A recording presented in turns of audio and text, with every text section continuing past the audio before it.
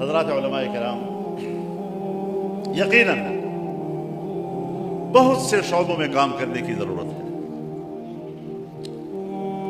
اس امت کے اندر ایسے لوگ بھی موجود ہیں کہ جن کو ابھی تک کلمہ پڑھنا بھی نہیں آتا، انہیں کسی نے نماز پڑھانی بھی نہیں سکھائی،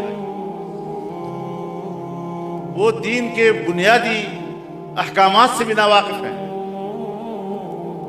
اس محاذ پر بھی کام کرنے کی ضرورت ہے۔ مسلمانوں کے اندر فتنے اٹھائے جا رہے ہیں، ہر فتنے کو روکنا یہ بھی امت کی ذمہ داری ہے، صرف علماء کرام کی نہیں، امت کی ذمہ داری ہے۔ چنانچہ